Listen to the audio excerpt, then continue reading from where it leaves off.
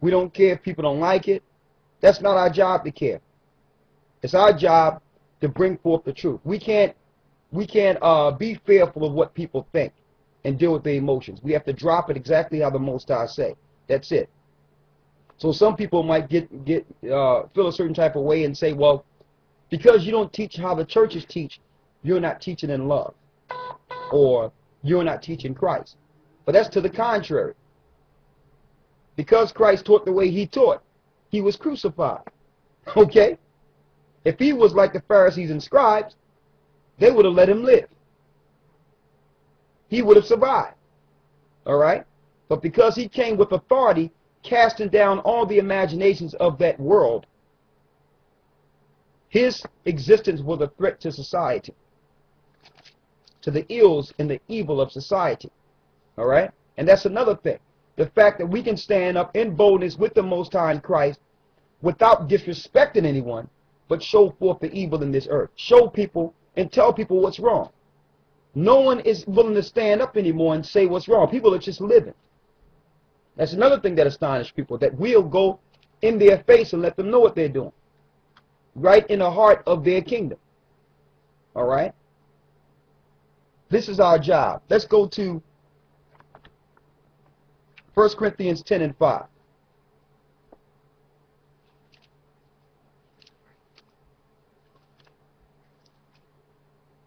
So if you want to know why we teach, how we teach, all right? Yes, we teach the baptism. We teach the love of Christ.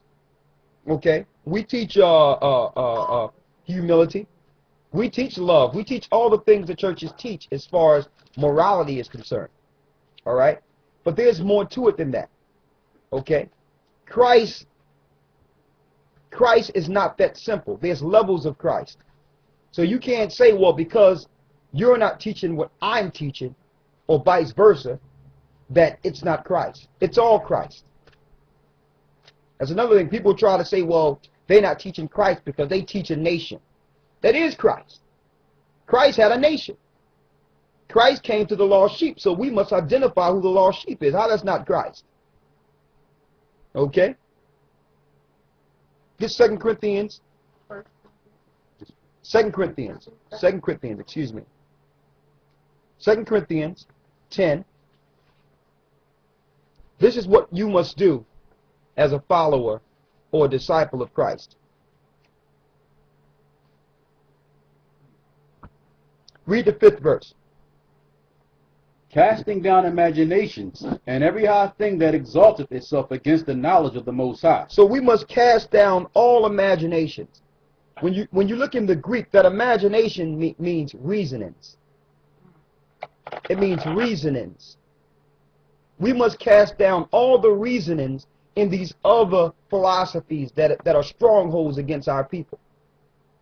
These strongholds or these reasonings have you in spiritual bondage.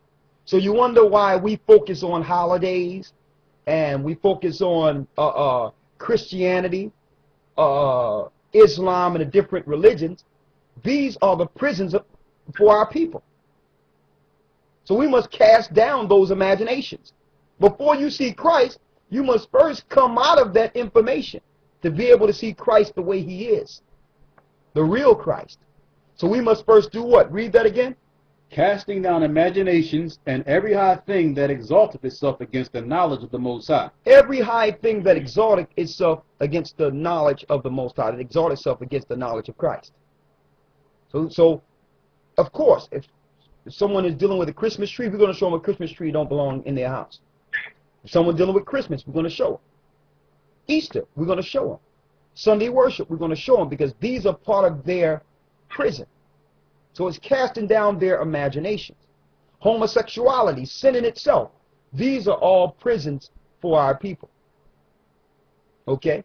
The difference between us and the churches out here, because we are a church, but the churches are out here refuse to talk about these things. They know they exist, but they want to make it seem to their parishioners or their followers that everything is all right. That's the difference. Okay? We're not going to sit here and try to celebrate and act like it's a good thing here in a wicked world. Read. And bringing into captivity every thought to the obedience of Yeshua. Read it again. And bringing into captivity every thought to the obedience of Yeshua. Every thought must be brought into the obedience of Christ. So we must first tear people from their spiritual prison, then bring them into the obedience of these scriptures. There's Christ is the word. That's what we must do. So people are like, well, why y'all tearing people down? We're supposed to tear you down so we can build you back up, so that the Spirit of Christ can build you. You need to be tore down. Okay, so they try to use conjecture by saying stuff like, well, you can't judge me. That's another imagination or reasoning to keep the people from coming to the Most High. We're not judging anyone. It's not wrong showing the ills of this earth so that people can repent, so that brothers and sisters can change their ways. So when someone say, well, you can't judge me, listen, if I judged you, according to the law, you should be dead right now. Okay? I'm not judging you. I'm helping you. Read that last part again, brother. And bringing into captivity every thought to the obedience of Yeshua. Every thought to the obedience of Yeshua. So when we dialogue, even on the street or through questions, you notice we pose a question back to them. Okay? And they try to run and go into different areas. We see it be a spirit. I don't know if you noticed this, but examine this. If you haven't noticed, you'll notice it in the future. When you deal with a Christian or anyone in any of these religions, once they found to be wrong, they try to switch the topic to something else. Automatically. They'll go into a different reasoning, because if they stay in that reasoning that you're dealing with, they'll have to admit it's wrong and something will happen to them spiritually. They'll come out of that reasoning. So the spirit will be like, no, don't think about that. Go someplace else. It'd be a demon, because they're starting to reason. All right?